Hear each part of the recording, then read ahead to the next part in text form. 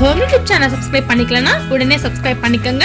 பக்கத்துல இருக்க பெல் பட்டனை கிளிக் பண்ணிக்கங்க. அப்பதான் நாங்க போடுற வீடியோஸ் உங்களுக்கு உடனுக்குடனே அப்டேட் ஆகும்.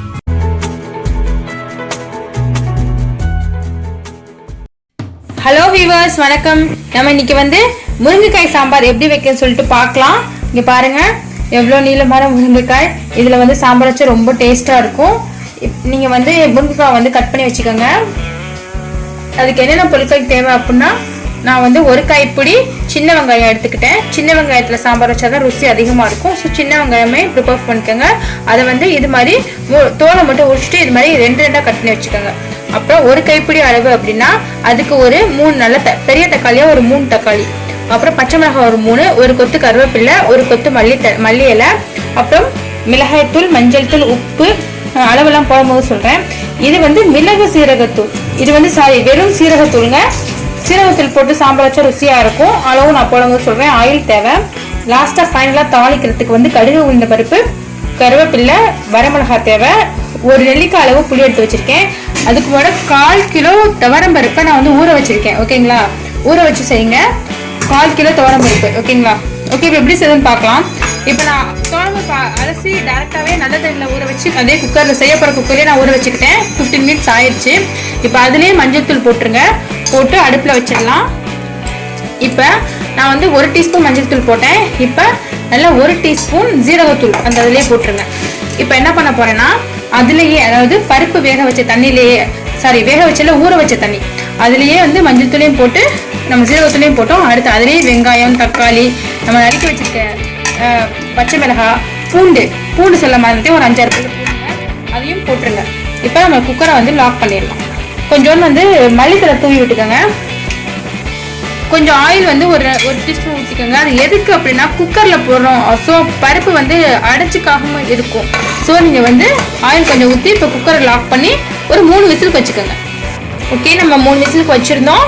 பருப்பு வெந்துருச்சான்னு பார்ப்போம். நமக்கு பருப்பெல்லாம் வெந்துருச்சு பாருங்க. வேற விசிலுக்கு மாற்றிடலாம். நான் பாதி பருப்பை வேற விசிலுக்கு மாற்றிட்டேன்.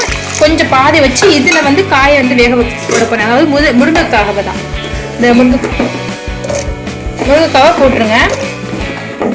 அந்த பாதி பருப்பில் முருங்கைக்காவை போட்டு இதை எகைன் ஒரு விசிலுக்கு வச்சுக்கலாம். அதோட 1 டீஸ்பூன் மிளகாயத்தூள் போட்டுருங்க. உப்பு சாம்பாருக்கு சேர்த்து போட்டுருங்க. சாம்பாருக்கு சேர்த்து ஒரு 2 டீஸ்பூன் உங்களுக்கு தேவைக்கேற்ப போட்டுக்கோங்க. திரும்ப நம்ம லாக் பண்ணி ஒரு விசிலுக்கு வச்சிடலாம். ஓகே, ஒரு விசில் வந்துருச்சு. நம்ம வெந்துருச்சான்னு பார்க்கலாம். வெந்துருச்சு. முருங்கைக்காவை பொறுத்த வரைக்கும் ஒரு விசில் வச்சா போதும். அதோட நம்ம வெறும் முருங்கைக்காய் மட்டும் தானே போடுறோம்.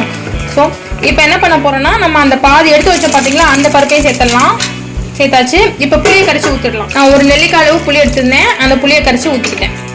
உங்களுக்கு சாம்பார் ரொம்ப திக்னஸாக இருந்துச்சுன்னா அந்த புளியில கூட தண்ணி வச்சு கரைச்சி ஊற்றிக்கோங்க.